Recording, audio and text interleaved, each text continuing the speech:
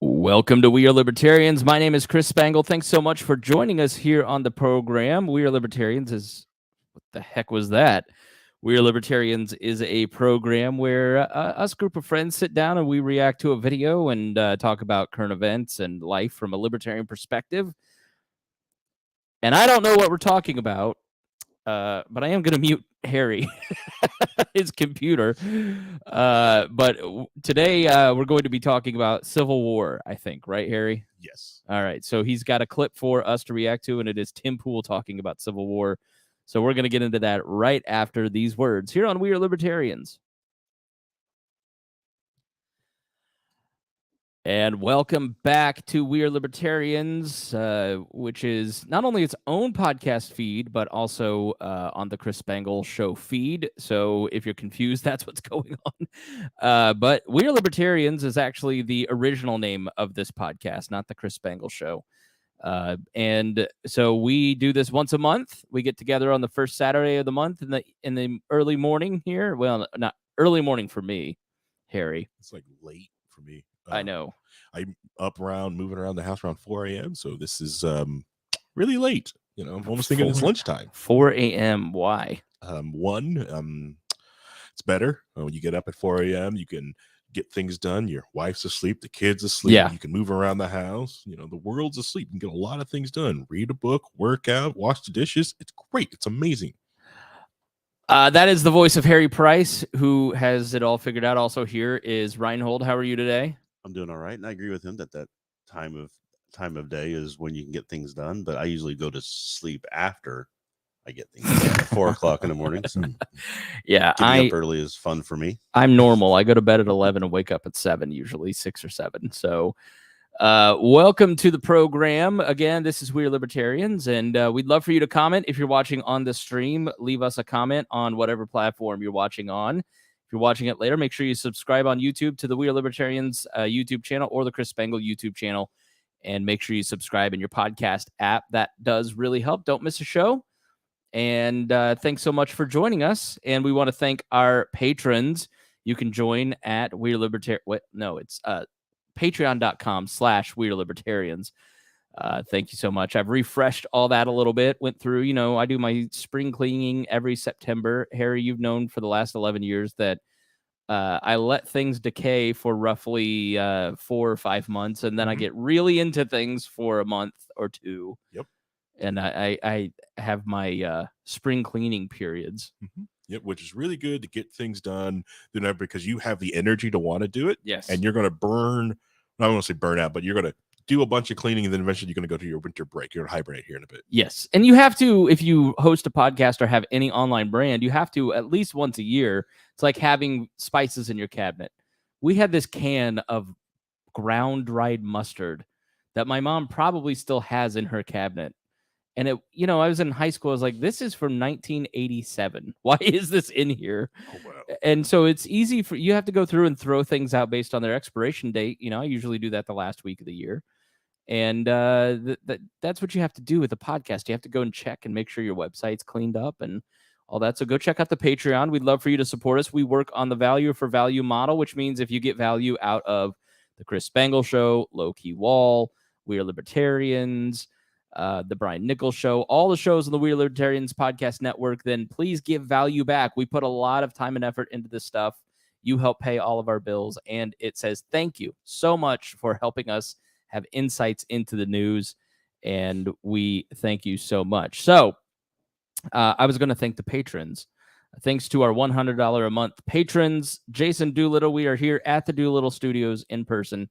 It is named after Jason because he gave us the seed capital to get the house kind of set up. You can't see the house here, but there's all kinds of lights and cameras and all kinds of things. Quarter of $1 million studio. Easily, yes. I mean, it's move over Jordan Peterson with the leather chairs. So Jason Doolittle, Christy Avery, Vincent Peichel, Rhinehold, and the person I think that's it. We've kind of, I'm doing it off the top of my head, which I should never do. We've had some people, especially in that $100 a month category, drop off recently, and it's been tough. We're almost to the point where we're not making profit, meaning there's no extra So we can't do extra things like buy a camera that I want to buy for the show. And so if you get something out of the show, we would love for you to join us and be part of the Patreon and support what we do, because it really does help. I will tell you the $1 category will probably be phased out soon or capped. I just did my taxes because I wait till October 15th. And we actually make 4 cents on the $1 tier. So not I appreciate everybody that is in that tier. It just, is if it changes or gets capped, that's why. So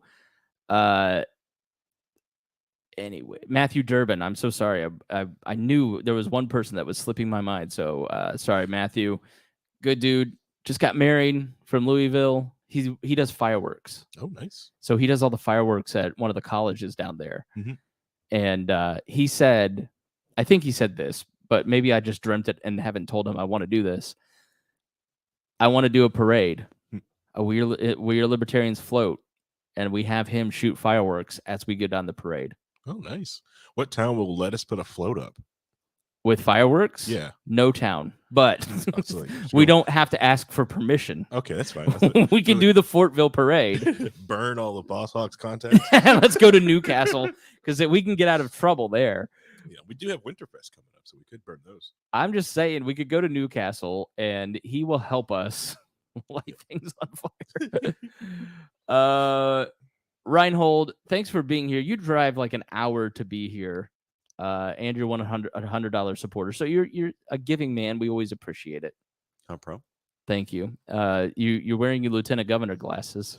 Yeah, I was tricked into wearing them by being told that they looked good. So I'm going ahead and just do it anyway. I think they look good. They look amazing. You do look like the Indiana Lieutenant Governor, though. I think you look great. No, they look amazing. Be confident. I think they are great. You need to take risks, especially on the wall. Is the lieutenant governor going to be taking over soon? Is there some issues going on? No. Holcomb is clean and doing a fine job, I guess. Not according to Rob Kendall. Oh, no, it's the mayor that's having the problems. Let's talk about the mayor. Oh man. Okay. I don't want to get in the Bears race, but I got some stuff to say about the Bears. We won't dwell on it because this is a national show, but we've got a mayor's race here. And our friend Abdul, who was my first mentor, who is a dear friend in one of my 2 weddings and my first black friend.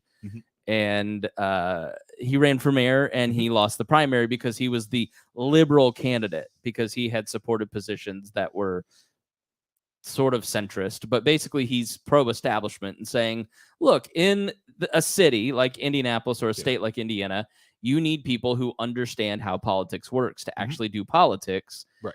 And you can't have turnover all the time. You need to have some professional class of people to give advice. So that made him the liberal candidate.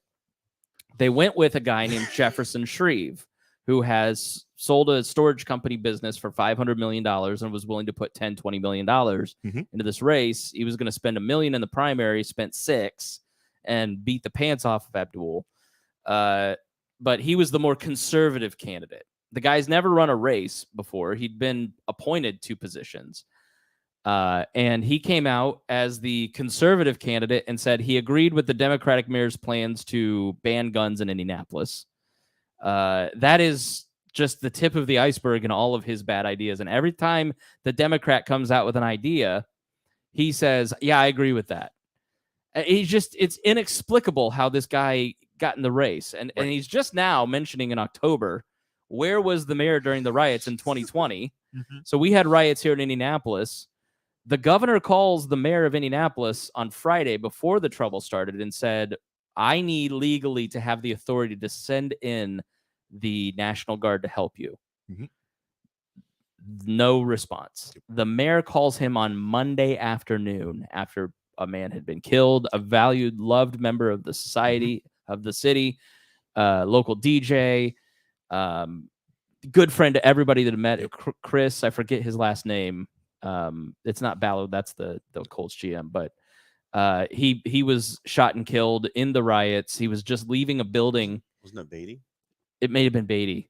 Yeah, he was leaving. He was not In my head. involved, Right. and he was just walking to his car and ended up getting shot and killed. And so nobody knows where the mayor was. We all have ideas. Right. And then the mayor just announced recently that he's getting divorced. Now, let me say this. Having been divorced, it's the worst thing you can go through. It's the worst thing I could go through or have gone through. I know there's worse things that happen to people, but it is a terrible experience. It's awful to go through, and you should avoid divorce at every single possible way. That being said, the thing about Indianapolis is that it's very collegial, which is a great thing, which means nobody here wants to rock the boat. Right. Which means everybody knows what's going on. And I'm not going to say it because I can't afford to get sued. And I'm not a reporter. I'm just working off of gossip. So I'm not going to tell you what I know. But apparently everybody knows. And if you worked at any other company, you'd be fired. But nobody in the press wants to report on it because they assume everybody who matters knows, which is true. And the city doesn't want to embarrass itself by reporting the news, which would make the city look bad. Yes. But voters are robbed of the opportunity to know crucial information about what's going on. And it's kind of darned if you do, darned if you don't, right? Because if you report on it, then you get cut out as an organization of knowing what's going on. And so this is kind of the problem with that professional class, right? Is nobody wants to say anything because they don't want to lose access. And they don't want to embarrass the city after 50 years of work to make us not Indianapolis. And then if you do report on it, it does make the city look bad. It does make the mayor look bad. There are consequences, but what do voters have a right to know? Right. Well, Indianapolis is a very big, small town. Really, I mean, people kind of talk to each other, and there's so many things that I've heard about that happens behind the scenes and things that it's like everybody knows. Not just this, but there's been other people who got appointed and then to get pulled out, and local politicians doing that. So and you never get the full story because no one wants to report on it. Right. But when you hear the full story, you're like, oh. Yeah. Okay. Yeah. I see what that. You'd be fired. Yeah. If you did that at your company. Yeah. The only thing they report on fully is Curtis Hill. So. Yeah. Right. If he were a Republican, this would not be a problem. Yeah. The Indiana Star, which the Indianapolis paper of record, great institution, reported. Used to be. Yeah. Used to be. Sorry. So the Indianapolis Star, the paper of record, 2 people now or something, lost all of their institutional knowledge. Gannett has, and I do not blame journalists for this. No. Gannett and the private equity that is sucking the life out of the institution has let all of their reporters go to the 4 or 5 new nonprofit news organizations as well as Axios. And so the Star is like 4 pages. And a bunch of sports. Go look at the front page of the Star. It is all sports stories. Yeah. Because it is all clickbait. Yeah, I get more out of the local Greenfield paper. Yeah.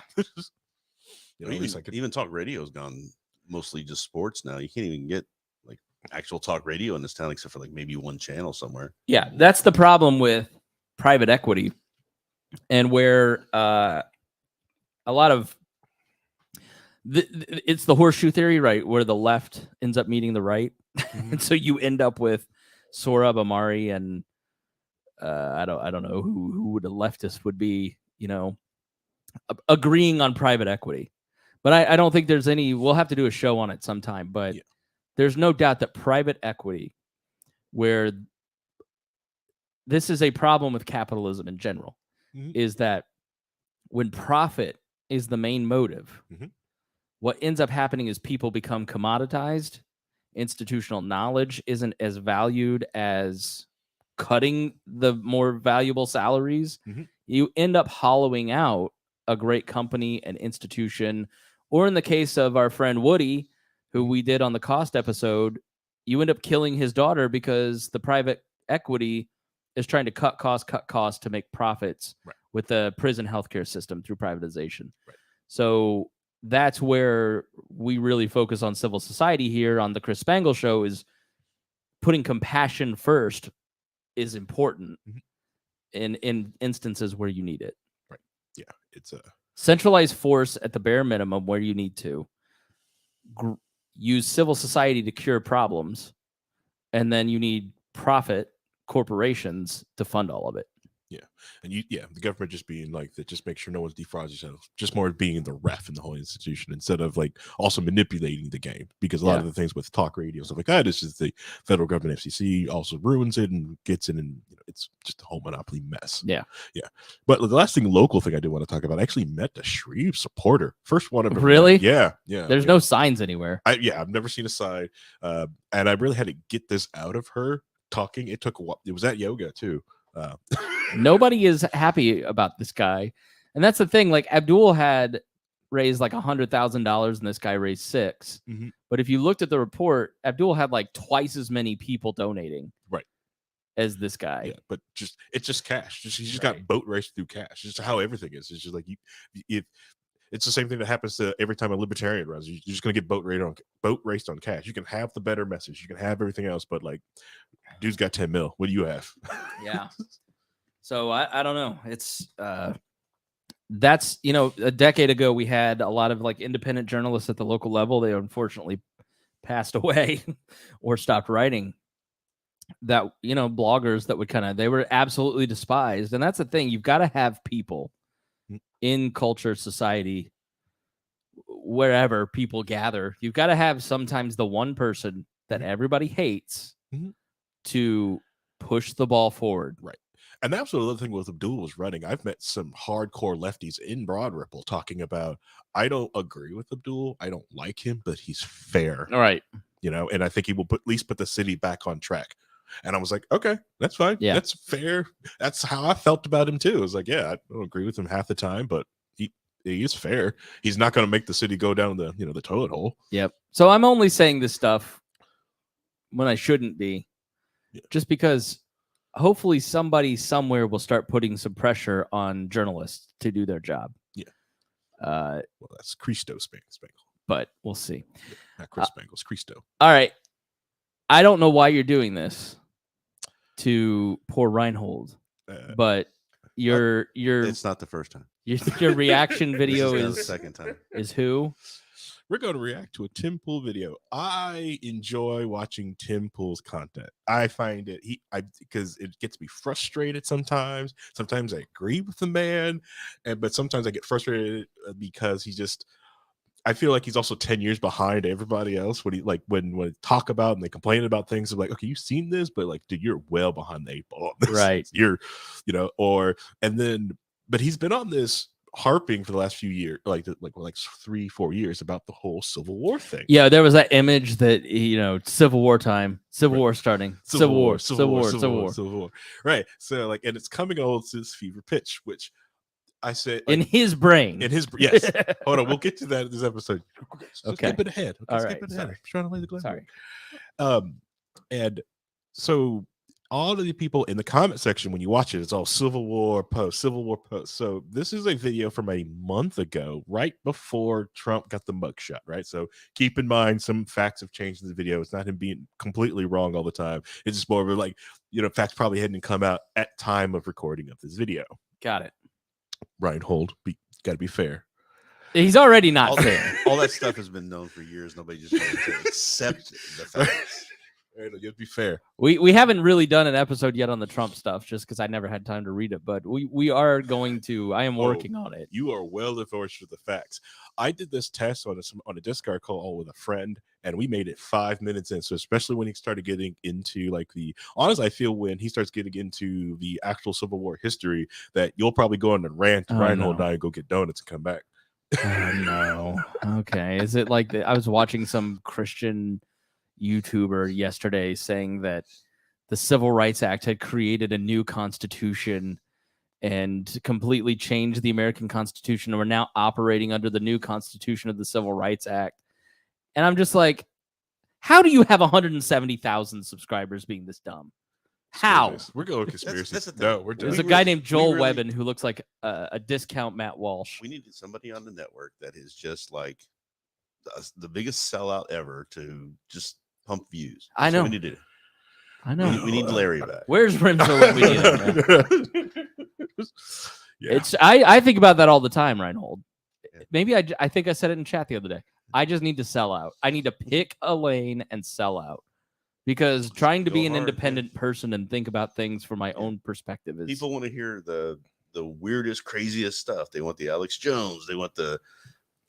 Well, if you really want to sell out... The EAS test will activate your vaccine. Yeah. If you really want to sell out, what you should do is create a GoFundMe campaign. Yeah. And talk about, I'm going to start I need put up a bunch of capital, and I'm going to start a reality TV show that is open up a co-op grocery store and just videotape just a co-op happening.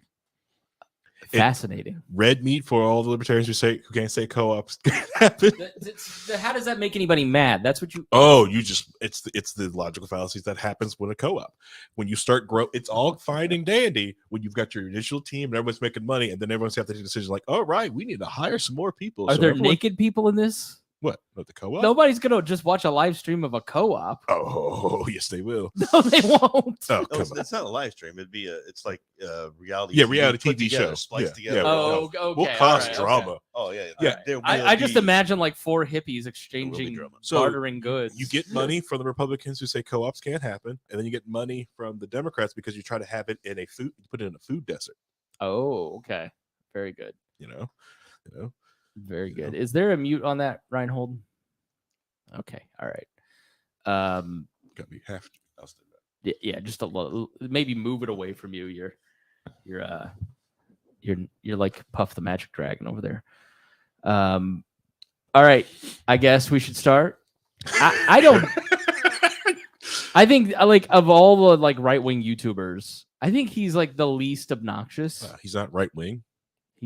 Okay. Center. He's a left. Okay, he's a leftist who just center who questions his own side. All right, yeah. All right. Are we like Glenn Greenwald. Okay. Are we redefining all these things now? Maybe he just. Maybe, have you considered that maybe he doesn't know what he believes? No, he knows what he believes. It's just he has a lot of left leaning positions, like socialized healthcare. He's on that bandwagon. Okay. Yeah. Believe he's on UBI, or like he tips the toe on UBI. There's just like this whole crop of I'm left. I'm Dave Rubin. I'm of the left. I'm just going to criticize my own side. Okay. The Young Turks makes those. They just make them every quarter. Right. Cenk is like going on shows now, and he's going on right wing shows now. And well, I wonder if him and Anna are kind of setting up to go. No, when everything runs out on your side, go Republican. No, the Young Turks. And when the Republican thing doesn't work out, go Christian. Well, that's the thing. I think Young Turks is going to be great for the left. Because on the right, it's easy to find when the right has gone too extreme, too crazy, and it's important to shut the right down before they get too uppy because they have a lot of guns. Okay, it's true. And if they go violent, it's awful. And the left has gone a little nutso, a little crazy, a little extreme over the few years, but no one knows where the line is to shut them down at, though. And so I think they're going to help define that line, like, hey, hammer that down, or help define the line like there's a big difference between a Democrat and a socialist. That's what you are socialist. We're Democrats. There's a line. Yeah. I like private property. I like my car. And I want people to have universal health care. It's kind of like that on the right, where on the right, it's like democracy is good or democracy is not good. I mean, there's a thing where like you have the big picture worldview stuff. Like on the left, for instance, I'm not that worried about like 14 college dropouts with chains in a local area in Seattle, right? Like that's not going to affect my life. They're not going to make an impact. People who like write all cops are bastards have no real political power and no like outside of Seattle and Portland. They make great foils for right-wing media. Mm-hmm. So everybody just thinks that they're really powerful. What's far more powerful are cultural influences, are TV shows, are your kids' friends. Like it's, and so it's not the specific socialist. It's sort of the But the line has to be.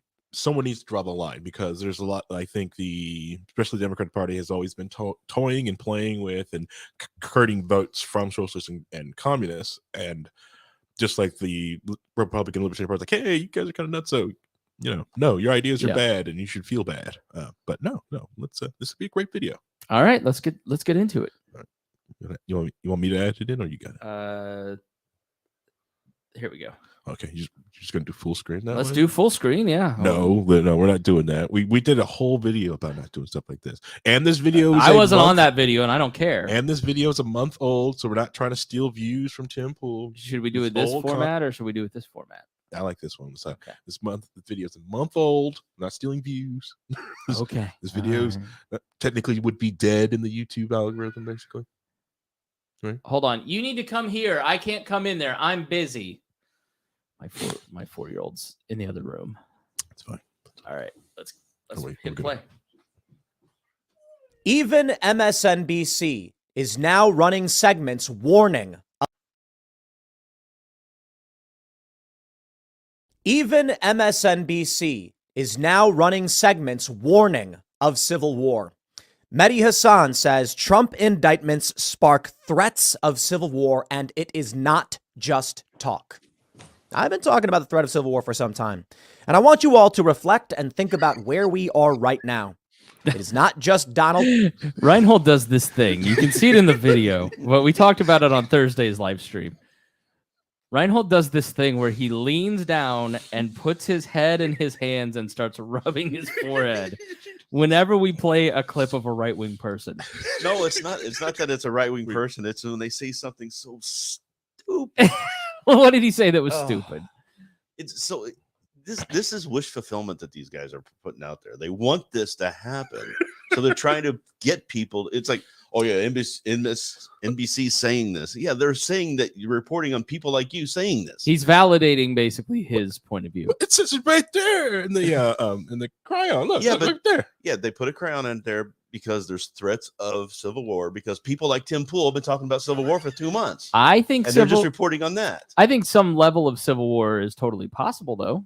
Don't you? Not right now. No, I don't think so. All right, let's give him a chance. We're only like 14 seconds in. Rhinehold was there. He would know. Trump has been indicted in an unprecedented move, never before seen in this country. It is also his legal. You gonna be okay? It's unprecedented because it's unprecedented crimes by. I mean, come on, it's not like Donald Trump has only had 4,000 lawsuits filed against him. He's completely honest. Okay. All right, come on, guys. We've already made it. Counsel, and we also have some more updates as they go through the list of those who are being indicted. You have Kanye West's publicist involved because apparently the publicist was hired to advocate for Trump's legal strategy, and that is conspiracy. They also go on to mention in the indictment that there are many, many unindicted co-conspirators. We know that in Jack Smith's probe out of D.C. with the federal government, there are many other unindicted co-conspirators, and it is believed they will be criminally charged. What we are seeing now is that, well, since 2016, the Democrats claimed the election was stolen, levied a hoax against Donald Trump, not a fake hoax, but a fake claim and a hoax against Trump about Russian collusion, obstructing government, and falsely impeaching. Come on, even you have to admit that the Russian collusion thing was fake. Define what you mean by Russian collusion. The Steele dossier, I remember on this program in 2017 saying how stupid that was because it was so clearly fake. The Steele dossier, first of all. Okay. See, he can't. No, but no, it's not this. It's you never met a prosecutor that you don't Steele love. dossier had nothing to do with anything. It was yes, of course media. It did. What are you talking about? That's not why there was an investigation. The whole investigation was predicated based on him being a Russian spy because of the Steele dossier. No. Yes. No. Yes. The whole the operation started 3 months earlier because Papadopoulos was out there popping off saying we're working with the Russians in order to get Trump elected. That's what the investigation started at. I think he's going to punch me. No, I'm not. Never just, seen I'm him just get saying mad this. I keep hearing all this stuff where people are trying to say, "Oh, it's a hoax. It's a hoax. It's a hoax." Then why were like 12 people arrested, put in jail, and money was taken from them? Who got put in jail? Because I thought it was just the 6 Russians in the Mueller investigation that got indicted. No, it wasn't just the 6. One Russians. of them being Prigozhin, who just got killed, by the way. Right, but I mean, there were other. Prigozhin was like in charge of the whole Russian activity that was happening during the 2016 election. But we had people like we had learned from the Stone trial that they knew that they were getting that information from WikiLeaks. It was coming out. They got a pre-notified about it like a week in advance. So they got told by the Russian agents that they were working with the I can't remember his name, the guy, Flynn. Flynn was working literally with a Russian agent and giving him inside polling information. They were taking that information and going to Prigozhin and then pushing stuff out to social media. All this stuff was happening. They met with an agent to try and get dirt on Hillary. And when they didn't come up with the dirt that they wanted on Hillary, they canceled the meeting, but they were willing to do it. All this stuff came out in the Mueller report, but nobody wanted to read the Mueller report because Bill Barr said, oh, there's nothing in here. It's exonerating. So everybody just laughed it off. If you actually read that thing, it was not a fake thing. Not wrong. They did try to do collusion. They were just too inept to actually do collusion. They got caught. Correct. Now, that's just not type of thing that most of the Democrats did lean on the 26 throughout the 2016 was the Steele dossier, pumping that out. A lot of news sites did do that, and some FBI investigations did work on that. That was the first time that everybody heard about it. That was the thing, and it was so obviously bogus. It was sensationalist because of the P tapes. That's what started it all. The P tapes. It's like, okay, but there's all this stuff that's actually happening that people are investigating. Even the FBI was just like, yeah, and they ignored Steele dossier. It was hardly used for it. The only thing it was ever used for was one of the pieces of information used to renew Carter Page's wiretap. And nothing came out of that. They didn't get any information from Carter Page from that wiretap. It was completely irrelevant to everything that was going on in the investigation, but somehow it's become all of this was based off the Steele dossier and it was all fake and a hoax. And it's like, no, it was not. You know what? I don't like your red glasses. The continuation was based off that crappy dossier. Yes. The news media was hyping it up was that trying to use it for they were trying to use it in the 2016 election. They were trying to use it, and it all came from the Steele dossier. It wasn't even from Hillary to begin with anyway. It was from McCain and his opposition research. That's when it got started. All right, let's go. We're only a minute 18. And then it was still partially a little bit funded from the Hillary. Oh no, it definitely was. She got paid pushing for it. They were trying to use it to get elected. All right. Reaching him twice. I don't see how this is anything but a revolutionary period. Or I should say Civil War period. Now, many people tell me that I'm wrong, that I'm crazy. They take my tweets and they say, look at all the times Tim said this. And I just think back and I would say it this way. If you go back to when I was saying several years ago that we were tracking towards a civil war, I'd watched a documentary about the Spanish Civil War. I've watched short videos about the Russian Revolution. I've watched, probably a dozen American Civil War documentaries. And this guy's base of information is watching documentaries. Hey, Harry, describe my face. As this man said, he watched YouTube videos. Yeah, he watched a documentary. Your face went from like, all right, he's going to tell me all his sources. And when he just find out you just watching YouTube video documentary, your face just started to crumple. It's just like, what? I've got bookshelves of this.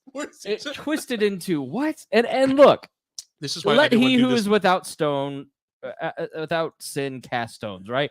So, back in the old days, my prep was a lot of documentaries. But you're not being paid like this man is, and this is his full-time job. People are not listening to me at the level they're listening to him.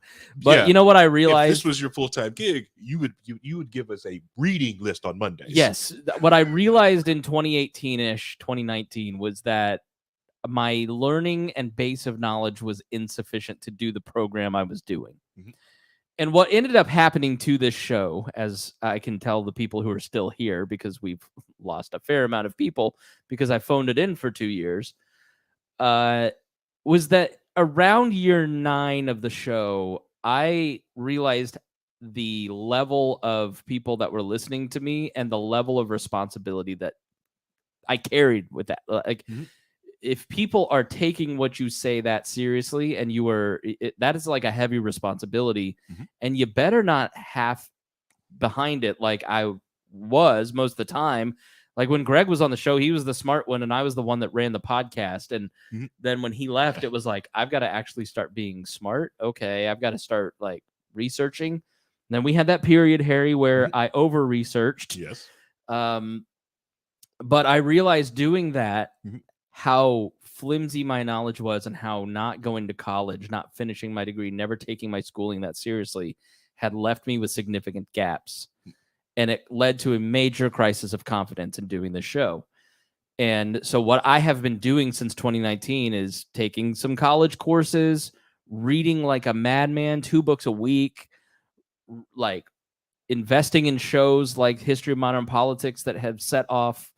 Look, I don't know the history of Western politics. Like, I need to dig in and do a bunch of reading on this. I'm starting a project that you'll hear on the show with Caleb Franz about America's 250th birthday. What are the documents and events that led up to the Declaration of Independence on its 250th birthday? Like, and then how did that impact us after? Like, and then the religious side of me, like investing in apologetics and philosophy and understanding what I actually believe and then articulating it to all of you. It's a heavy responsibility that fortunately it's not that much of a responsibility, because in the process of checking out a little bit to do it, we have lost some of our audience. But what you realize is you could have just ignored all that and just watch a couple YouTube videos and get 100. The next 10 years of this show will be so much better because of the work I'm doing right now. Yep. But that tells me that Tim doesn't understand the weight of his responsibility and the depth of knowledge that you really need to have to be a good commentator. I don't feel I have that. I feel I'm an okay commentator, but I could be so much better had I spent the last 25 years reading and not just watching YouTube videos and documentaries. I don't think Tim Pool is concerned about being that responsible commentator. I think he's just wanting to figure out what's the best way to get the clicks so I can get the money so that I can have this as my job. And also push out my beliefs and agenda onto people and get them following along with me. I think he's moving on the knowledge that he does have. Yeah. I think maybe a little business thing minded because he's got workers and an empire to build. I think I think he needs a break. I think he needs a good 2-week vacation every quarter to touch grass, to go not touch grass, just to disconnect from the internet. I realized around 2020 that, like, that's why 21, 22, I didn't do that much because I realized I was physically manifesting symptoms of the stress of trying to make We Are Libertarians grow, trying to read all of this, trying to understand everybody's point of view, the weight of trying to gain knowledge and trying to take everybody seriously at a certain point makes you just collapse. And you end up in the ecosystem, so invested in the ecosystem that you're building, that you're observing on Twitter, that you lose touch with the fact that there are other groups of people out there that think differently than you, and you don't appreciate them, you don't listen to them, you don't understand them because they're not in front of your algorithm. And so I could see that. I think a break, not caring, because at a certain point, Rhinehold's right, you just got to ship the product. You just got to go. Yeah, just like 3+ videos a week, a day, 3+ videos a day, and a 2-hour live stream. So yeah, Rhinehold's also right. I'm not saying that you're wrong, but yeah. Well, if somebody does tag Tim Pool and say that we're talking trash, make sure they say that Harry loves him. Harry does really like him, and Brian Nichols was on his show, so I do appreciate him in certain ways. Yeah, but as a beanie skateboarder, I appreciate the guy.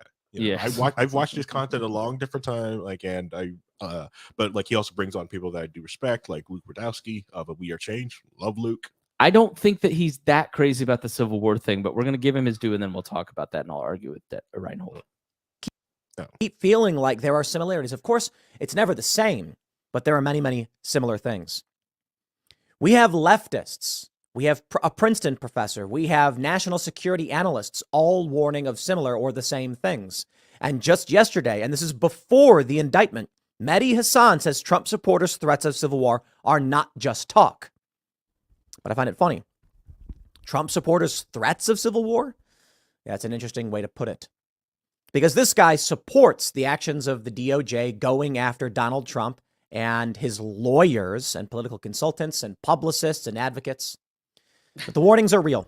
Okay. So, to finish my point, If I always like to call it the time travel test. That's why we don't give him the pause button, because he. I'm just gonna just letting it go. We need. How do I put Dennis and have the Dennis cam here? Oh, like solo later. Yeah. I can't do it. Dang. Oh man. All right. Well, here we go. Oh, you can't. Yeah. All right. Here's the argument. Yeah. Okay. Can we play it? Dang. Maybe if I. I'd like to take you back to 2018. I think that was the year of the Battle of Berkeley. I'm not sure. Back then, I had a few 100,000 subscribers on YouTube. Now I have several million. And back then, I was witnessing these street battles. I was witnessing the political sentiment. And I was told consistently by Republicans, Republican personalities, and conservative journalists that I was crazy to think that this could eventually lead to civil war. I've made this point several times because it seems like the escalation just keeps happening before us. Yet there are still people who say it's crazy to think it's happening. Fair point. It could be a revolution, and you all could find yourselves just locked up in jail like many of these Republicans. Poor Rhinehold. What I love is when you have a group of people who, for decades, has spent their time talking about rule of law and lawless people doing things and people being held accountable to our laws. And then you go and you try to enforce those laws that are being broken at extremely just obnoxious levels. They're going after him and they're attacking him. And it's like, do you not understand what he's done and how the fact that he doesn't think that the impeachments were legitimate? Yeah. By the way, like, if the impeachments, especially the second one, especially okay, January 6th, if the Senate had taken the trial seriously and done an actual trial and had removed him, if Mitch McConnell didn't just say, well, we can just let this go and we'll get what the Republicans have never understood is the Republican establishment, I guess I should say, is they keep going, well, eventually his time clock's going to run out. If we just punt, he'll go away. That's never going to happen. The only thing that will make this go away is him dying. And he's never going to stop. He sees achieving the presidency as his only form of protection. So he can give himself a pardon. It is self-protection. And so if they had taken the civil process of impeachment, the political process of impeachment seriously, then you would not have gotten to the criminal piece. And Donald Trump, by running for president, invited them to do the criminal process to do something about it because he is a fundamental threat to the rule of law and the constitutional order. The man tried to stay in office on January 6th. He had lost the election. He filed 150 lawsuits trying to prove that the election was stolen from him. He failed in every single one of those. He said the other day that there is voter fraud taking place in this election. There hasn't been a ballot cast yet in the 2024 election, and the man is saying it's already been stolen from him.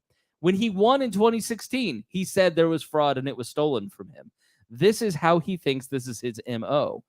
And so he's a threat to the constitutional order, and the Democrats see themselves as a check and balance. You may not agree with that. I think that some of the cases are complete and total BS. And then some of them aren't. Like the documents case is pretty open and shut in terms of his guilt and his obstruction of justice and his perjury. And you don't get a pass to just violate the law and obstruct justice because you're the head of a political movement in the country. So the opposite side, Rhinehold, is also true. Yeah, so maybe there are some of these cases where he is being prosecuted because he's running for president, because he's Donald Trump, but he is also expecting special treatment, and he should be allowed to get away with violating the law and do other things that other people aren't allowed to do. There's the latest filing to get rid of the lawsuits in DC and Florida are that I was president at the time, therefore nothing I can do is illegal. It's the Nixon defense of the imperial presidency, which they want to implement. This is what the Project 2025 process is about. They want to put in an imperial presidency that has no checks and balances and is only filled, the entire executive branch is filled with nothing but people who have passed a loyalty test to him. What was the red? It wasn't like the red dictator, red authoritarian. It was an article big in the news yesterday or the day before.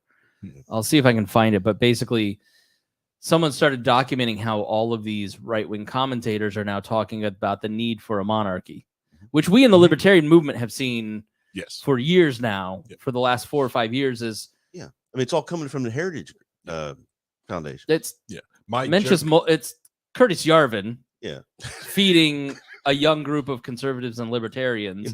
It's Hoppe to Yarvin to Heritage to Claremont Institute to all these different think tanks, and it's starting to grow. I mean, you had it in the 30s. This is the thing that people need to realize. Karl Rove wrote a great op-ed in the Washington Post.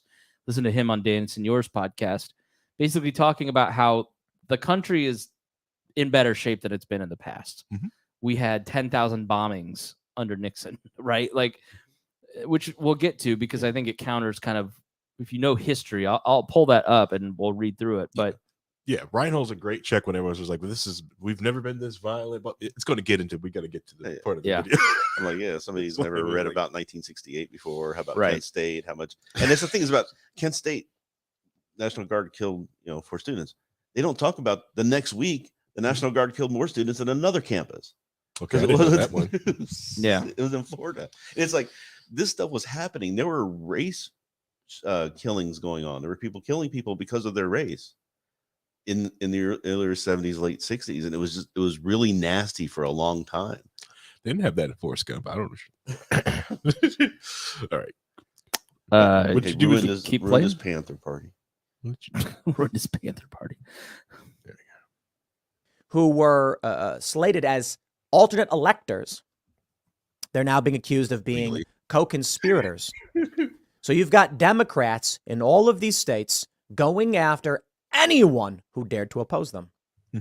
Let's talk about one of the conspirators in the current case against Donald Trump and again, these conspirators. One individual met with an alternate slate of electors, explaining to them that in the event that there is a legal challenge that succeeds in 2020, they will need to have filled out the appropriate documents to submit. The Constitution prescribes as such. Wrong. This is what happened in 1960 with Kennedy versus Nixon. Wrong. Republicans had won in Hawaii. Democrats convened an alternate slate of electors anyway, filled out the forms, and submitted them. Because there were ongoing legal challenges. Because there was an ongoing legal challenge that was valid, who that was in ultimately place. had to decide whether or not he would count the Democrat or the Republican votes, despite the fact the state. That needs to get out because, keep talking about this historical case. Here. This has all been debunked. It's all just he gets a narrative, and you can come in at him with all the facts, just like with all this stuff about, the Trump investigations, all these things. The massive violations of law, all the things that have happened, you can give him all the facts. He doesn't care because it doesn't fit the narrative he wants to present. But you say that all the time, but people don't go and read what you read, and they don't. No, people like him are supposed to be out there presenting the information to people so that they don't have to go read it. They can hear it from someone who's supposed to be a political commentator who does the work like you're trying to do, where you go out and get all this information, you present it in a way so people can understand what's really going on. But that's not what they do. They don't care about that. They want to propagandize, and that's what they're doing. This is propaganda because they're not giving you the full story. They're not giving you the counter. They're not admitting that what they're saying is not true. They're doing this in order to push people to thinking this stuff because they know people aren't going to go out and check on whether what he said is right or not. Yeah. I could do this every Monday now with Rhinehold. Hear him rant. Honestly, Rhinehold rant section. Honestly, like I feel like we should get his blood pressure monitor on the screen and just watch it go up as we press play. I got my watch. Unfortunately, Rove my didn't write an article, so I can't go back. But my heart rate is at 80 right now. So that's good. Okay. Good. We're Right. just, it's a normal day for me. You look like you're working out hard. You look like we'll get that up. You look like you. Well, in this shape, any movement at all is going to be seen as a shock to the system. Movement at this point. Let's keep going. Had certified the Republicans. Nixon said, "We're going to count the Democrats," and that was history. Mm-hmm. Donald Trump and his team came up with a similar legal argument. Now, on the left, they argue that this was a crackpot scheme to try and steal the election because they lost. On the right, they argue that there were discrepancies. There was evidence of fraud or malfeasance. There was none. There were issues pertaining to the executive of states changing the rules, despite the fact that the Constitution says the state legislature has ultimate say. Which they get. The argument from the Trump camp boiled down to a very simple point. If the we could probably do a whole episode on that with the Pennsylvania Constitution, them changing the thing like that. But yeah, it's just how it's worded. Right. It's very weird. But yeah, it's a whole like I want to say 2-hour essay on like what happened. Mm-hmm. Yeah, but anyways. State legislature has not had its say on these election procedures. The vice president should not accept the results, the electors that were presented to them. Often they were done by either courts or the governor, and that he should send them back to the state legislature to vote on them. Now, I don't know. You can argue that Trump is lying, or you can argue that he was wrong, or you can argue that he was right. Regardless, this is a legal procedure for handling it. Not regardless. He's lying. The man is lying. He's lying, and there's proof against it, and he violated the law several times, and there is why we have the court case. Now, granted, this is before the mugshot. The indictment, I think, was just released when this was recorded. Okay, in Georgia. Okay, so yeah. Look, the two New York cases, the Bragg case is ridiculous. Like, I forget what's the subject of that one. The payments to Stormy Daniels. Yeah, right. Come on. It's the re-election one. The Georgia case is flimsy. What? The Georgia case is absolutely not flimsy. Oh God, no, it is not. Whoa. Yes, it is. No. Yes. You're doing a RICO statue. Yes. You have no direct evidence that he's actually involved. Yes, They're trying to flip other people to turn on him. They have the evidence. What evidence? Let's hear the evidence, Harry. They have evidence of the phone calls with him with the governor to look for the votes, and then all of them pushing that, them going to Secretary of State Raffensperger. Yeah, yes, them going to the this is when it was the quote unquote phone call when they got permission to go look at the voting machines and stuff like that. Which they didn't, which they're supposed to have this whole thing, so they illegally crossed over there. There's tons of different stuff. I can't remember off the top of my head because I'm not prepped for this. I forget most of this thing. Therefore, I win. No, it's like a 75-page indictment or something. Yeah, with this all is the massive detail that's in there. Yeah. This is massive. It's a RICO case. You don't have the smoking gun. The Republicans have the smoking gun. Which is what? The phone call to Raffensperger? That's one of the smoking guns. They also have text messages. They have eyewitness of testimony. Yes. Saying, go steal me 11,000 votes. He said it on the call. Yeah. They're prosecuting him on what Georgia statute? I can't remember what the statute is called, but but it's a voter fraud one. We could go. You know all right, let's do an episode on it later. We'll all come back. We'll come back and do this. I'm going to have a free Saturday coming up here shortly. The documents case, though, is open and shut. Yeah, we can all agree on that. Yeah, it's even getting worse because they found out about telling that an Australian businessman. He told an Australian businessman how nuclear weapons were made or something. What was he was telling him about nuclear capabilities of submarines. And the funny thing is the reason he wasn't indicted for that, because Smith knew about it.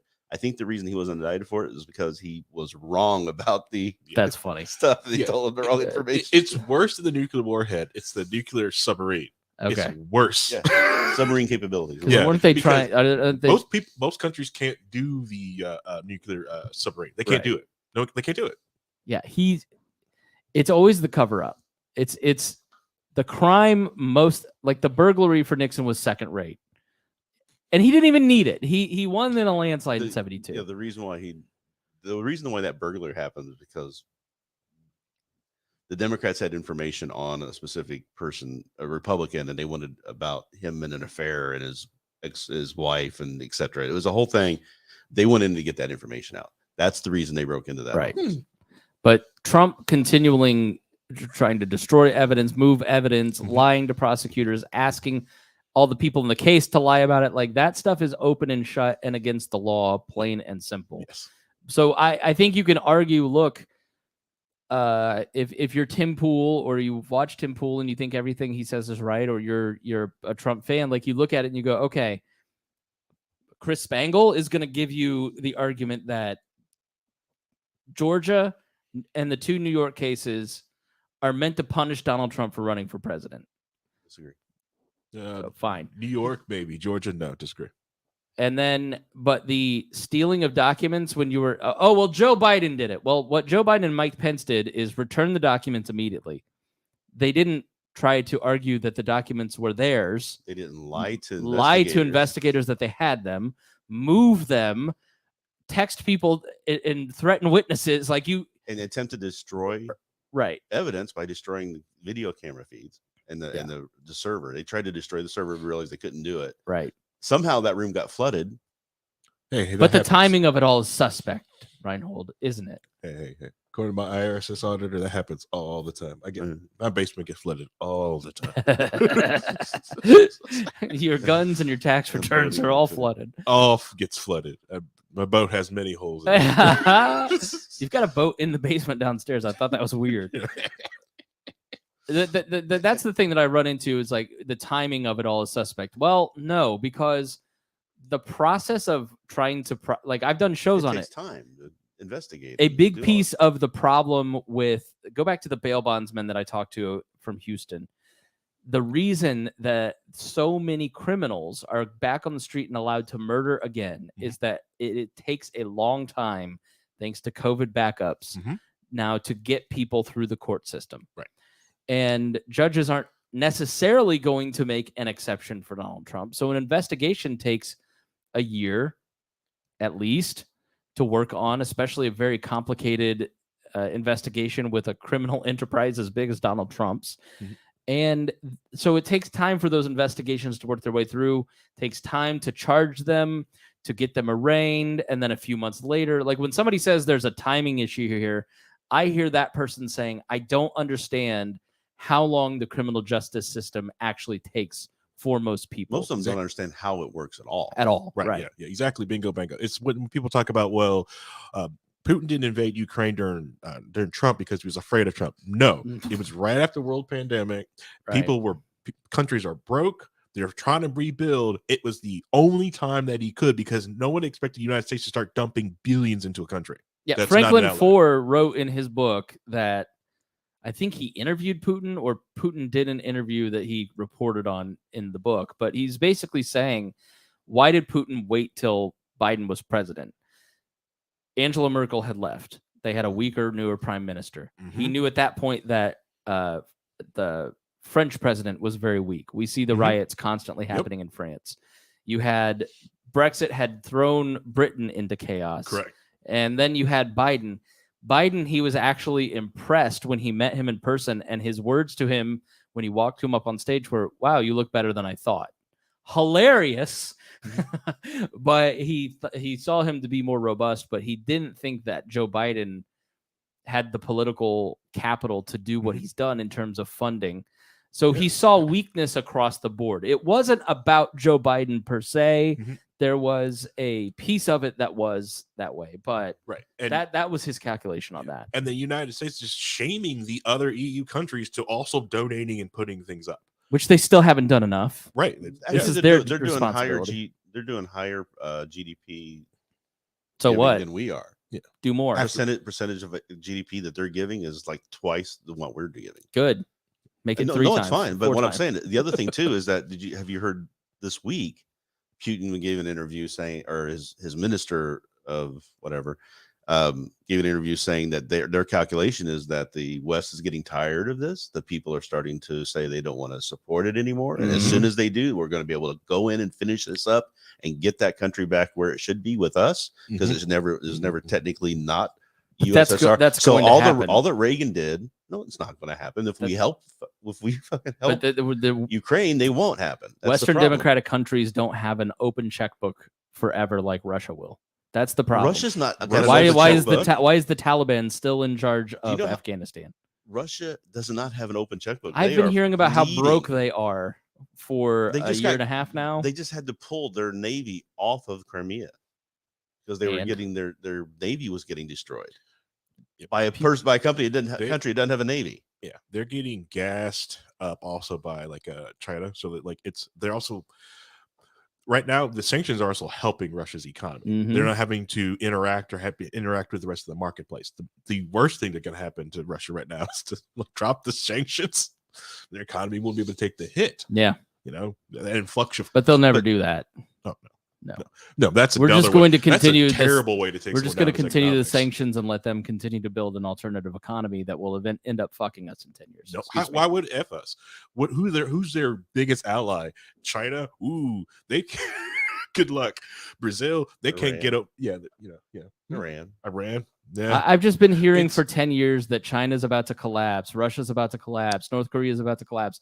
These economies just keep growing, they keep getting stronger, and they keep networking together. BRICS is in a different place than it was 10 years ago. I think the biggest hitter inside of BRICS is India. India is the biggest hitter. 100%. And eventually, India is going to find out the lead weight of the Indian economy is China, who India and China are not friends with. Brazil and Russia, and India will. If India's smart, they'll do something. They'll go somewhere else and gets out of BRICS. That is a lead anchor to the Indian economy. Yeah. So let's go back to the Tim Pool video. We're way off on tangents, but that's what we do. If the vice president decided that he agreed, and he could have, it would be kicked back either to the state legislatures to decide, or it could go to delegates in the House of Representatives. The delegations are not the total members of Congress. It was believed at the time, Newsweek wrote about this before the election. I can't believe this is over 3 years ago, that what would happen is there are more Republican delegations to the House than Democrat, and thus they would likely elect Donald Trump. But this is the process by which the Constitution and legal precedent sets for how we deal with these discrepancies, how we deal with these conflicts. We don't just say, one side is right, everyone give up, we're done. We say, hey, I have a challenge to this. And then the legal challenge carries on, and that's how the system is to be handled. Mike Pence ultimately decided not to participate, and that's that. Yeah, he decided not to participate. Because he's not legally allowed to. The other thing, too, is that there was no legal challenges going on at the time. All of them had been dismissed and found to be without merit. Yeah. It's not like they had ongoing legislation happening at the time anyway. Yeah. To be fair, some challenges were made, and either the judge has said they didn't have standing, and the cases did get thrown out. Or they kept appealing, and eventually a case got kicked back up. Was it like Arizona? Wasn't it, with the voting machines there? But that was very small, very small little section. Yeah, like one or two out of 150. To be fair, I think he won one case. I'm trying to steel manning the argument. Steel manning? I've never heard steel manning before. You mean straw manning? No, I'm steel manning it. So fighting it. Yeah, so to make it stronger. Okay. Yeah, I'm steel manning. Thank you. Thanks, Rhinehold. You mean all the arguments in the world? I think that's that. A legal challenge is made. Mike Pence says no. We move on. It wasn't a legal challenge. But that's not what they're doing. They're advancing forward. They're advancing forward with criminal charges against lawyers and political consultants and publicists. Mehdi Hassan, here's what he says. He warned that threats of political violence are no longer just talk, as some elected Republicans allude to civil war or the use of force amid the criminal prosecutions of Donald Trump. The MSNBC host on Sunday was discussing how a possible conviction. So clarification, the article they published was from, they posted the video on MSNBC today. It was actually from 2 days ago. The host on Sunday was discussing how a possible conviction and sentencing of the former president would play out among his supporters, particularly as Georgia prosecutors look to bring their election interference case against him to a grand jury on Tuesday. Trump is already facing 3 other criminal cases. Hassan rolled a clip of one Trump supporter speaking with NBC News' Vaughn Hilliard at a New Hampshire rally last week. If Donald Trump were to be found guilty by a jury, where do you see this going? Civil war, the woman responded, adding, because we can't live together, obviously. These were not the rantings of a cultist Trump superfan, Hassan argued, pointing to elected Republicans who have made similar remarks. And you know what? To be fair, they did ask someone in New Hampshire. Yeah, people have been stockpiling weapons ready to break Ian Freeman out of jail. Allegedly. No, he's allegedly. See you in 8 years, buddy. He's not allegedly in jail. They're allegedly breaking him out. Yeah. I completely agree with that sentiment. These are not ranting and raving crackpots in the middle of the woods screaming about the end being nigh. These are regular, working class people who are pointing out what Mehdi Hassan has already said, what many liberals and leftists have already said, what everyone seems to agree on. There have been numerous. We all agree, right? So here's the thing he's doing, and it's I see this a lot. Hassan or Poole? Poole.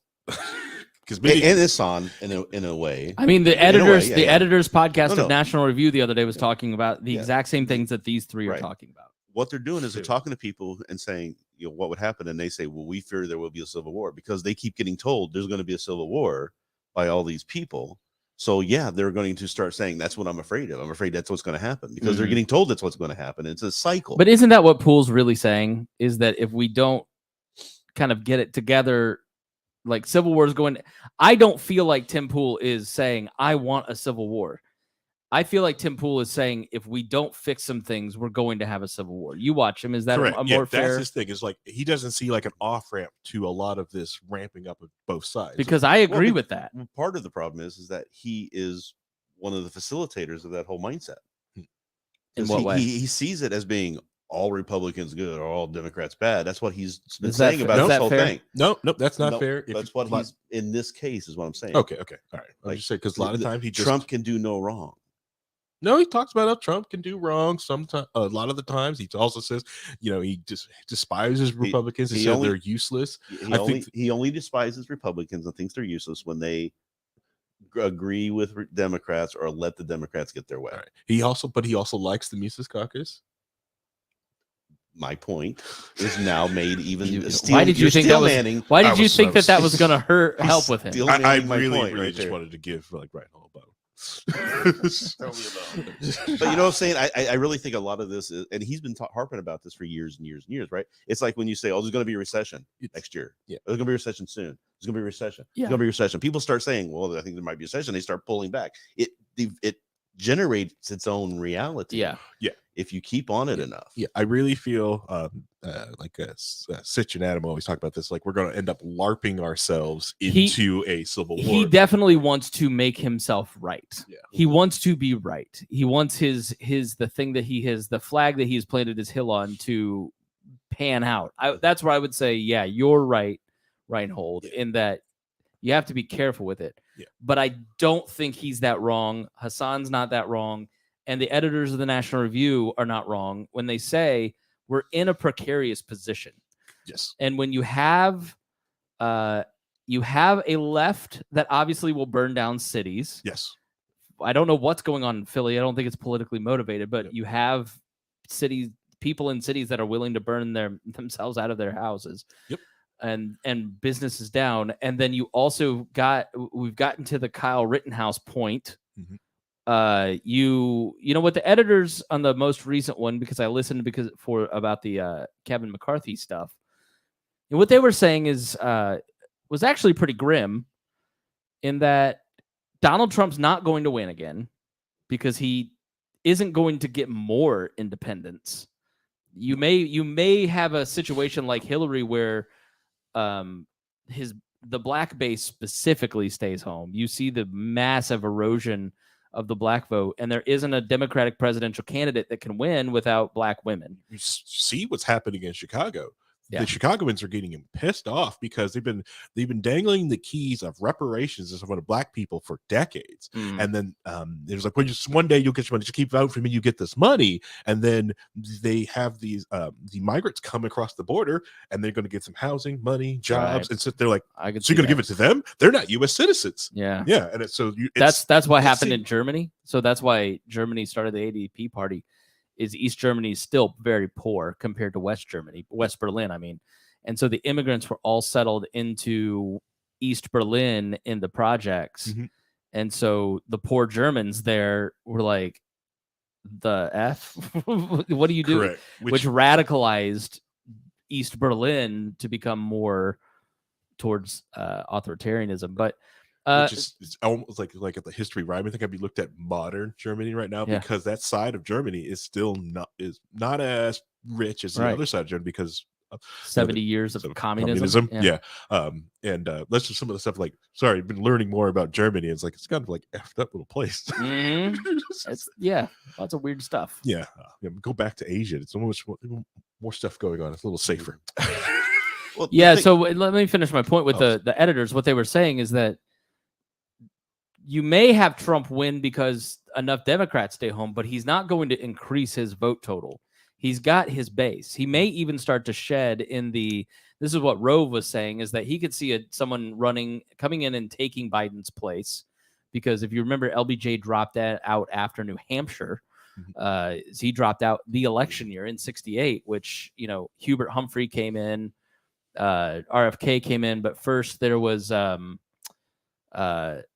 I forget the candidate's name. He mentioned it, but he was the sacrificial lamb that wasn't going to win, but cracked open the idea, which let everybody else come in.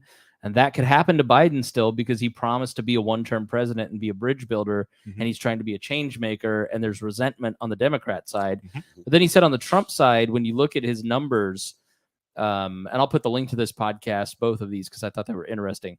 But we talked about Trump and his numbers in Iowa, New Hampshire, where they're exposed to other candidates. You see his numbers really, really, really softening. And what if somebody does really well in Iowa where he's not really campaigning, and then that kind of cracks open that door? Maybe it won't be Trump versus Biden. I'm assuming it will be. But he said basically, so what the National Review people were saying is Trump's not going to win, either not the primary or not the election, because the fundamentals of the electorate are not there for him. Politics in America is still about building coalitions. It's not about building your own propaganda machine and then propagandizing enough people into your camp. The American system doesn't work that way. That's why you're seeing the Mises Caucus fall apart in the Libertarian Party, because you don't have enough people to replace people. When I was the executive director of the Libertarian Party of Indiana, the cycle of volunteers was 4 years. They'd get involved. They were hungry. They'd run for office. They'd do stuff. And then about 4 years, they'd kind of drop out. That cycle is like a year right now. And so they're not replacing people fast enough to justify all the people that are getting tired and leaving. And so you're starting to see the membership numbers collapse. And you're going to see October, November, when most people sign up, it just really look ugly for them. But so Trump's going to claim that the election was stolen again. So what happens? What happens if he gets convicted? And they meditated on, what if Donald Trump has to govern from jail? What if he's president in jail? How does that function? How does that work if he were to win? Right? How does he run for office in prison? And the amount of steps between here and there, things can get so much more ratcheted up on either sides of the extremes. So what happens when that happens? Now, Karl Rove on this podcast made the case that things were far worse in the 60s. You had all these political assassinations. You had thousands of bombings, political bombings, and people getting killed. Not a few. Not Timothy McVeigh, one big explosion in the last 30 years. Thousands of bombings. You had the Weatherman. You had the Philadelphia move bombing, where the government's actually government did it. You had the Black Panthers. You had all these militaristic movements, mostly on the left, but also generating some counter-revolutionaries. And then you go back to McKinley. McKinley gets assassinated, the president gets killed then, because that 10-year period was full of anarchists and bombings and killings and assassinations and political disruption and stolen votes. And you look at 1860, you listen to the podcast that I did with Dan Miller about the 4 presidential histories, and then you have 1800, which we covered in there, where people didn't know if you elected the next president, if they would maintain the actual system. You were voting. You could have gotten Aaron Burr, and you really could have, in the 5th year of the country or the 9th year of the country, gotten a dictatorship, and it would have been the French Revolution. The reason the French Revolution didn't happen was George Washington. You had somebody who was of a unique character, of the great men of history, who didn't seek power for himself. But what you're going after George Washington? No, but I'm not. He wanted that job. Of course he did. He showed up every day in his outfit. Anyway, it's a whole joke, but of course, I'm just saying, like he had quiet ambition. He understood, but he wasn't Napoleon. No, he understood what the position was for and what it meant, and why he should step down when he did. But Speaking of Napoleon, we could let's just focus because we got to go. We could enter a period where you get tit for tat, just like McCarthy. Where McCarthy needs the Democrats help him. Then he goes and meet the press, betrays them. So then they say F you, and then they kick him out of the hideaway office, and then he takes it, right? Like, things have a way of progressing and have not slowed down by tit for tatting. And I wrote in 2020 how we would slip into a civil war on chrisspangle.com. What if Donald Trump loses again, and he is growing on Truth Social to be more violent, more militaristic? They need to be jailed. These people that I don't like need to be killed. Let's kill the drug dealers. He never said that stuff in 2016. He's gotten much more willing and comfortable with language of violence.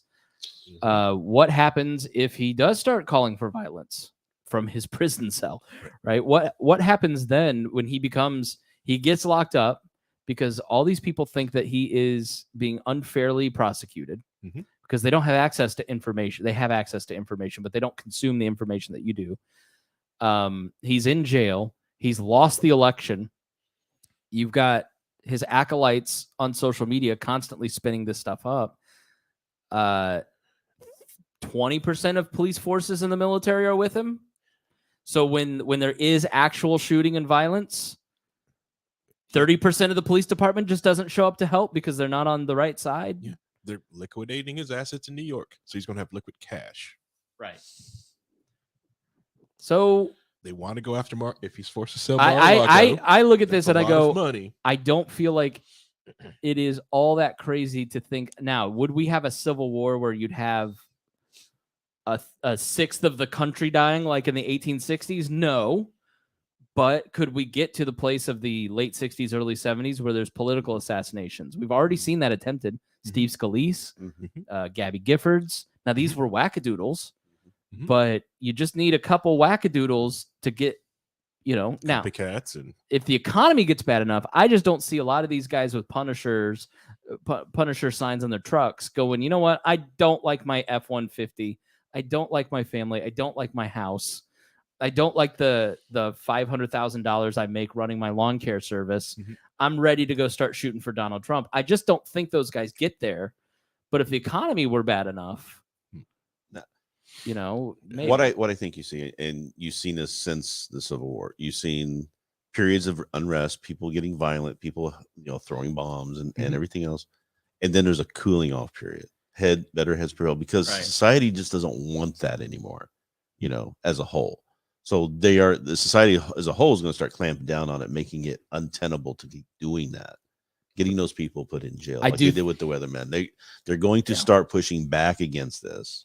I don't think we live in some revolutionary moment. I think that we are living in a society that is getting more conservative, not just in its entertainment choices, not just in the fact that I think, yes, there is the great de-churching, but there is a much bigger willingness now versus 10 years ago for people to be openly Christian.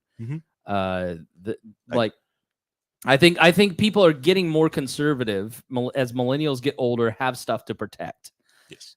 And so I think that people overestimate the willingness of the millennials to go start shooting when we're all 40 now. I've got 2 kids and a house and a car payment. I can't go do revolutionary libertarian politics like I did. And that's why can't afford $20,000. That's why a lot of libertarians and other people like that, revolutionaries, don't get it. Is that people want to wake up the next morning after an election and not have to worry about what their job have is predictability. Like. They want predictability. They want stabilization. They want a stable economy. They want stable everything. And you're not going to be able to convince them to throw it all away in a revolutionary fit. Not enough people are going to jump in on that. Yeah. So, and that's what's really like also like what Tim Pool's going to get in this in this video. I don't think we'll get to it. Is that's why Antifa and stuff like that in those little pockets are really dangerous. You've got a bunch of young people and millennials, right, who have nothing and have created these little pockets of themselves, and they keep churning and making more of themselves. Yeah. So that's like but they also keep phasing out of it too. They finally find they make a relationship, they get a job, they start settling down. Especially like that's another reason why they got so mad at Andy No, because Andy No was like posting their names on it. So it was also like, okay, well, now your name, your face is attached to this organization. So when you get out, you have to deal with this stuff. They've also been putting the wrong names out there, and now people are getting their lives destroyed for not even being involved in it. So yeah, I think there could be a period where both sides are revolutionary and do some things that are really bad. But I think the tendency in American society has always been for the middle to pull back on the extremes. They're willing to let these two sides go for a while, which is why I was completely wrong about things like lockdowns, because I thought the middle will surely correct the government and push back, and it took way longer than I expected. I don't think I realized how freaked out and scared people actually had gotten when like a month's worth of research in April would have made you go, okay, Rhinehold has some different factors than I have. I can go to Florida in July, but people are still wearing masks. A lot of people were worried they didn't want to be blamed.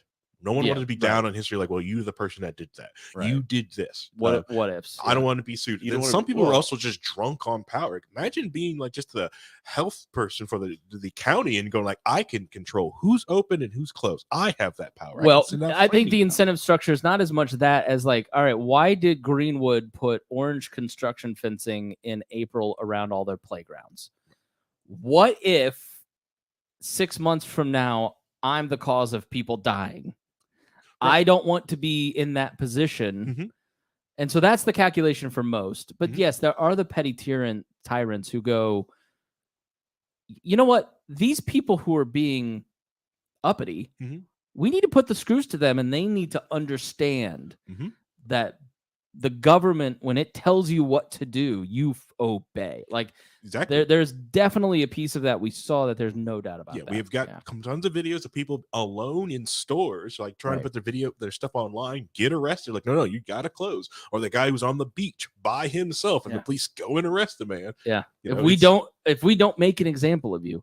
So, but I think in terms of the question of our final question here is like, do you think there will be civil war? I look at it and go, I think there will be more unrest, and the unrest will probably be bigger. But I don't think that if you're listening to this program, you're going to necessarily be affected. It's not probably going to come into your suburban household and blow up your place. But I think if you live downtown in places, there's going to maybe be more riots at some point. If you're running for office and you are in the middle, you have a better shot of getting killed than if you're on the extremes. DC is getting really bad right now. DC, city-wise, I think violence going on. I think Philly being lit on. I think there's going to be unrest, but I think on the other side of that, we do moderate. That's when you look at these revolutionary periods of the 1800s, the 1860s, the 1890s, the 1920s, it's the fourth turning concept. We're going through that.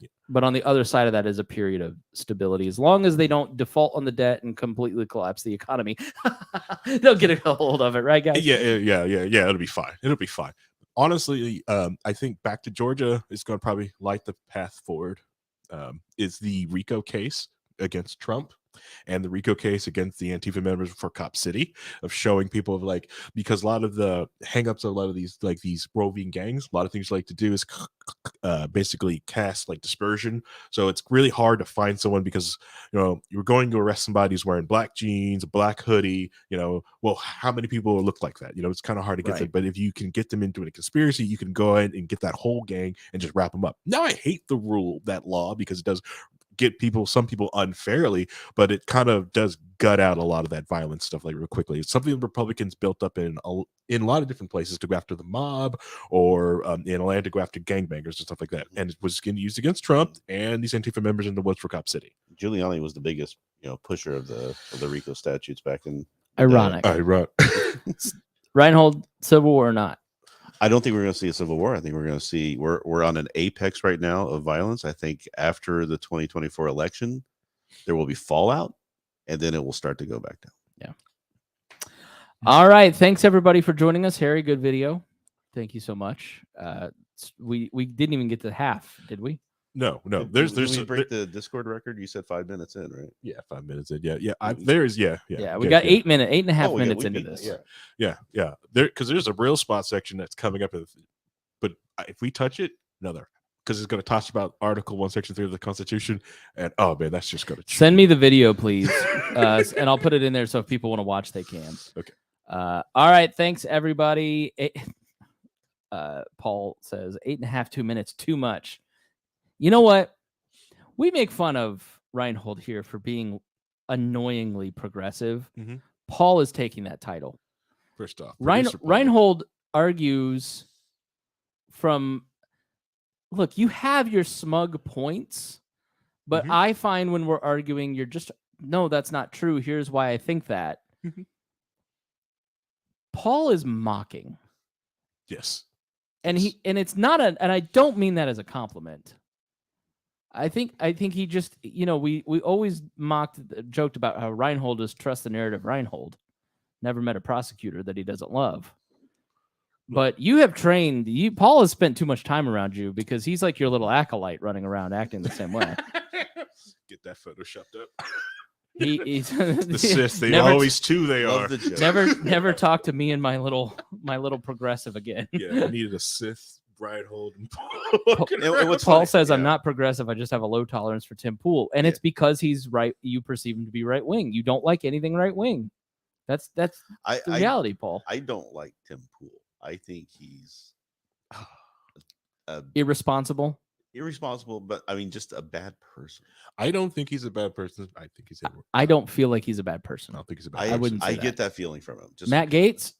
Yes. Matt Gaetz, right? McCarthy and those guys. Yeah, they're all bad. Grifter, bad person, right? Definitely McCarthy, bad person, liar. I was saying the other day, I was watching Comer try to run, and it was just like he just oozes. Tim Pool to me, Tim Pool doesn't seem like a bad person. He seems to me like a person who isn't careful. Yeah, not careful. Audience captured it sometimes. Right. You know, so. Audience capture, I mean, he's too busy trying to give his audience what they want as opposed to challenging them. Yeah. Okay. Yeah. Sometimes. Sometimes I think he's unthinking. I think he hears something from someone else and he goes, "Oh, that sounds good." And goes, yeah. Sometimes he fights against his own audience, and it's when he's really good when he's doing that. But sometimes it's not easy. No. When your income is based on making your audience happy. Right. I mean, we're at the point now with the Patreon where I'm about to have to. We're going to be upside down. We're going to be coming in next week with beanies on, right? Is that what we're doing? No, we're going to have to start canceling some things. If we make that type of money, you guys better put that beanie back on. But you get to that point and you go, look, like, and we're making. I'm not making a living doing this. I'm paying our bills for the network, and I get a little extra.